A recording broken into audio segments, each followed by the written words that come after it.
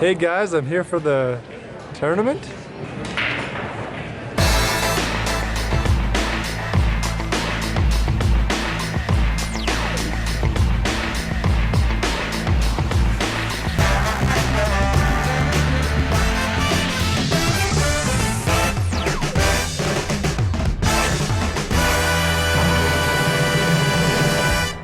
And you can even see here on like 6 and 7 blinds, you know, you do have some limp still. You're going to limp like your mid to strong pairs, and you're going to limp in with some of these suited hands that can't quite jam, as well as some of the offsuit hands. So, like 8-4 suited right there. The main thing I really want you to keep in mind as you go from 12 and down is that your button folds become way more, but you should still limp polar even though you're mainly jamming. Because you have all these strong hands, so you want to work in some bluffs, and those hands make the most sense. Is there anything specifically here in small blind that you feel like is confusing, or you want to go over on the really short stack stuff? All right, so our next test here, we're going to see how your live reads are, because it's a really important part of playing a final table. So I'm going to take some various images, and I want you to tell me if it looks like the person was bluffing or value betting, okay? Okay. All right, so first up we have Scott Blumstein here. What do you think, bluff or value bet? I think he looks like he's value betting. You're right. He has 3 of a kind. That was really. That was good. That was good. That's how you make it to the final 3. That's how you make it to the final 3. That's all right. Let's get another one here. We have a turn bet. What do you think? Does this look weak or strong to you? I think he's got it again. He does. He has the queen. Again? 2 times in a row. Okay. I think you're ready, man. I'm ready. You might be ready. So this one, you can only see his head like a little bit on the left, but you might be able to look into his eyes and kind of get a bit of a read. Yeah, you gotta check the eyes. So what do you think? Blumstein here, is he bluffing or is he value betting? He's value betting. This one was actually a bluff. Oh, really? No, actually it was a straight. Okay. All right, so you've made the final 3 of the main event. This is the best tournament in the world.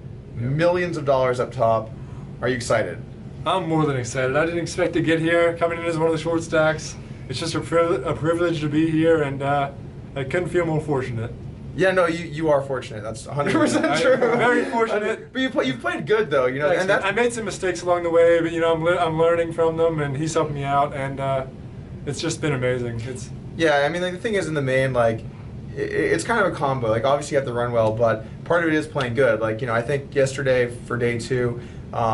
You played great. You know, a lot of it was simple. Like you had good hands and faced 3 bets, but you got away from some hands that I don't know if I would have gotten away from. And you made like pretty consistently good decisions all day, and you managed to build your stack. So yeah, dude. Like, what's it feel like to come into today knowing that you got like a 1 out of 4, 1 out of 5 shot of like being part of poker history?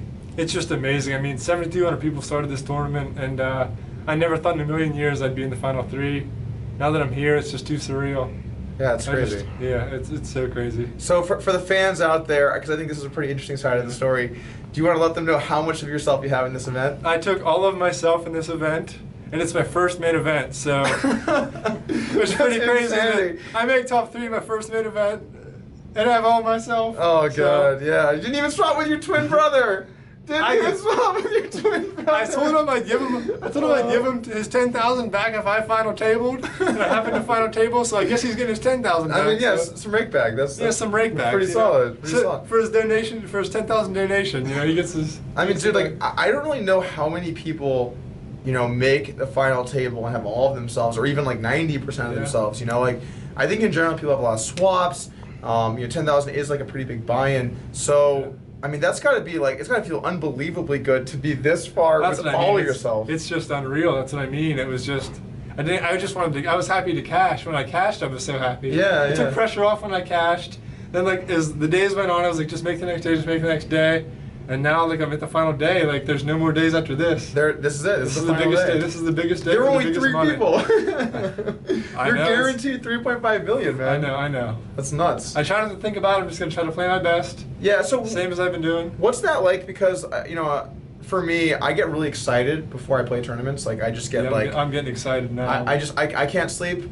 I know you have had some of those problems too. Oh yeah. What's it like in between playing? Like, do you feel anxious? Do you feel nervous? Do you feel like kind of like a rush? Like, what's it like in the time that you're not at the table and you're just thinking about the next time that you play? I'm definitely thinking about the next time I play, but I try to relax. but it's always on my mind. Like I know I try to hang out with friends and family, but like I'm just always thinking about it in the back of my mind, and just try to play my best, try to prepare as best I can, and see what happens. Yeah, and we've done a good amount of studying and review. We got some plans for how we're going to play today. I think we went through some short stack stuff, as well as some deeper stack stuff. So you're definitely spending your time wisely. Thank you. But are you able to get the rest that you need? I remember the first time that you messaged me and you're like, "Hey man, I made the final table. Like, is it cool if I wear like an upswing patch?" I was like, "Dude, of course, man. Like, and I'll come over and help coach you and stuff too." But like, I showed up. And you're like, yeah, like I've only slept like an hour. And your brother was like, dude, you look like shit right now. And I was just like, ouch. Yeah. I mean, I got 1 hour of sleep after the final table. There was just so much buzz, like I couldn't even sleep. Yeah. I was just so excited, such an exciting moment. And ever since then, I've been taking like sleeping pills and stuff to help. I don't know how healthy that is, but it's helped me some sleep though. So. Nice. Yeah, and it's weird thinking that like, this is probably like the best poker moment of your life. I experienced not even close. Not even close, right? I experienced that myself earlier this year with the one drop, and then afterwards I'm like, oh man, it's over. It's gonna be hard to top that. It's gonna be hard to top that. So like you're still like this just goes on for so long. You've been in the main. Like when did the main start? Like the 8th or something. The 8th? Oh yeah, you know what? You're right. The 8th. July 8th, I think. The 8th. Yeah, and it's the 22nd. Yeah. So like long. I only plan on being here for like maybe a couple of days. So I'm wearing the same clothes over and over again because I didn't pack enough clothes to last 2 weeks. But if only you had money to buy new clothes. Like maybe, it's more about the time. Like I have to go. I'll tell you what. If you need a loan.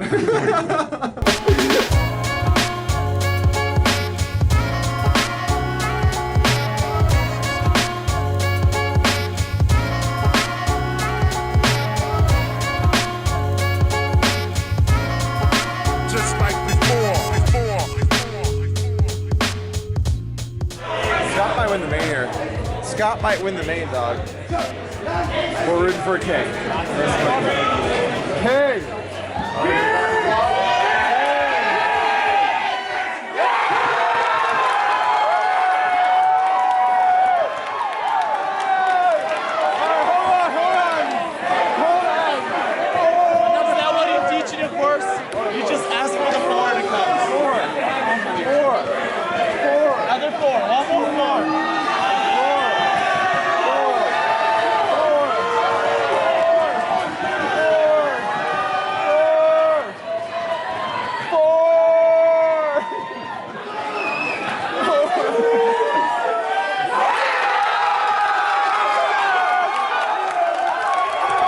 All right, so we just had a really epic all-in.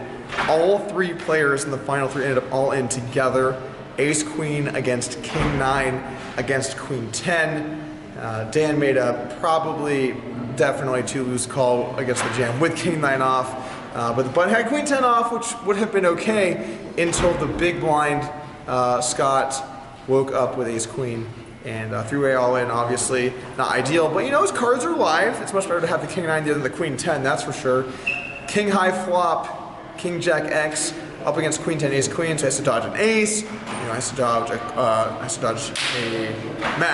information here. What's going on? Has to dodge a 9, has to dodge a 10, and he managed to go brick at the hole and get to 120 million. Got a stack now. We're down to heads-up play, so it should be a good one.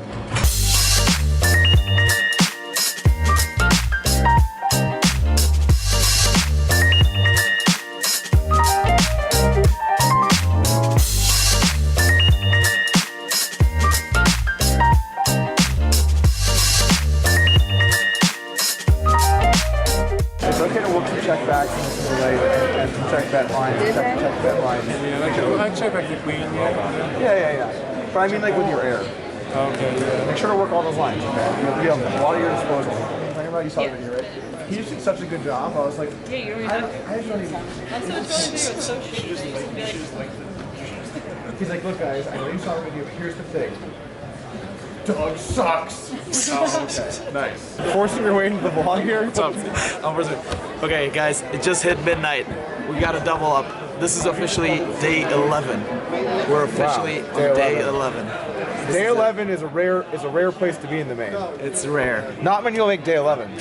It's happening right now. I made day 7 one time. That sounds like a very cool story. We're on break here, and Dan's getting a little bit short. I think he's done about 32, 33 million. Not a great spot. He's obviously up against Scott, who has like 330 million. And I just want to take a quick moment to talk about, when you're getting short in a tournament, hanging tough and understanding that you gotta do your best to still try to win. Look, here's the thing, guys. Like, when you get short in a tournament, and let's say you have like 8% of the chips or 7% of the chips, you are still in the tournament, and you are playing for many buy-ins for first place. Do not get tilted. Don't get rattled. Don't start just doing random stuff. Fight tough. I know Dan has more of a cash game background, but we tried to do our best with some of the short stack ranges. We went through some charts, created some ranges for this spot, but you still have to try and give it your all when you're short stacked and run something up, because if you do, you have a shot to win. So don't ever feel like when someone has a big chip lead on you that you're going to give up and just do random stuff. Fight tough, hang tough, and maybe you can run it up. I mean, it's going to be a long road. Maybe you can pull it off.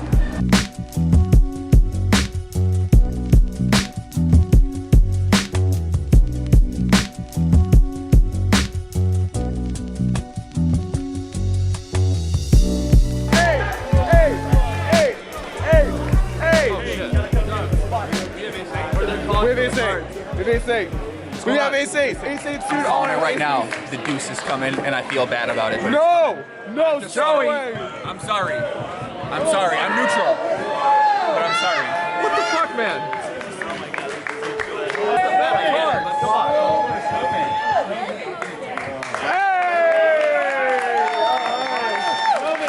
I'm telling you, boys, the deuce is coming.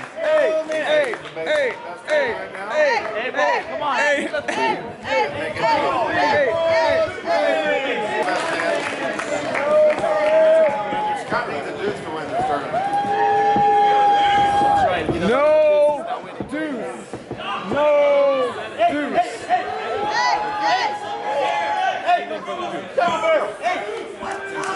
Oh, it's brutal with the deuce. It'd be brutality. It's coming.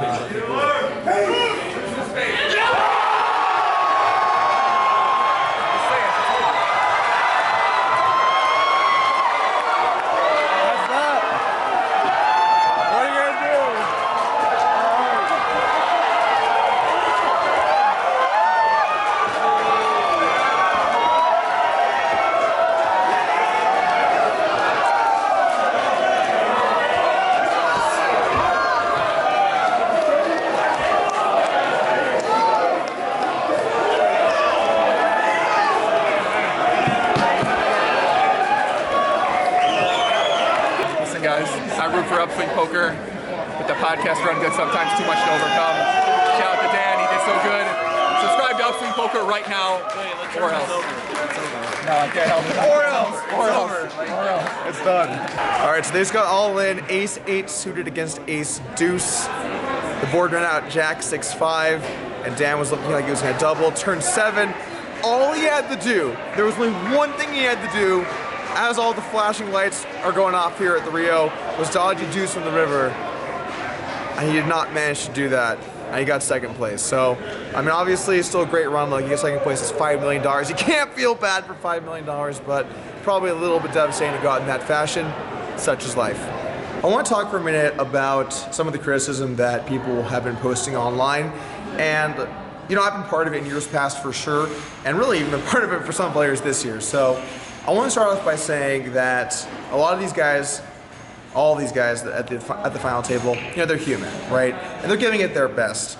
And what you sometimes forget when you're watching them play for millions of dollars is that these are just normal people. A lot of them have played poker for a while, or they're professionals, but they haven't played super high stakes publicly. For a lot of them it was their first main. I believe for both Scott and Dan was their first mains. I could be wrong on Scott, but I know it was Dan's first main.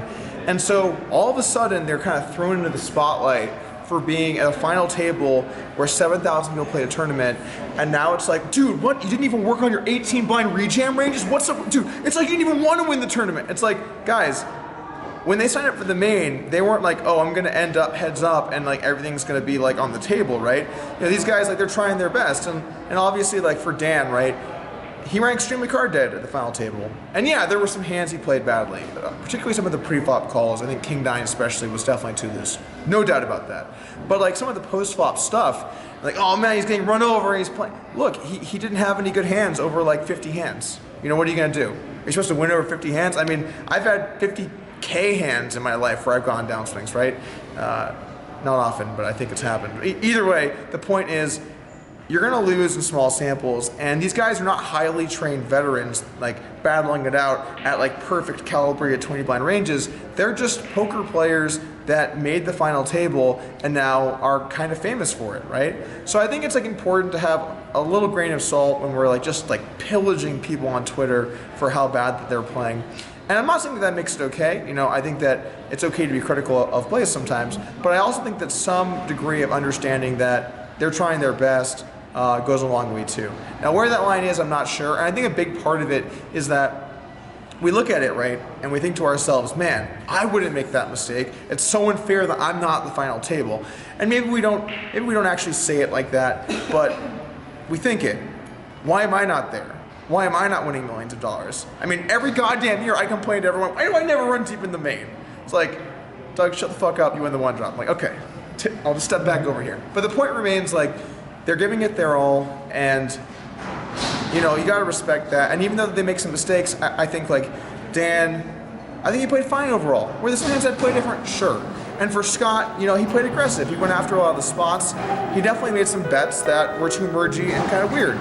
But I still think at the end of the day, they both gave it their best, and I can respect people showing up to do that. Should we make fun of them some? Sure, but I just want to keep that in mind for the viewers at home.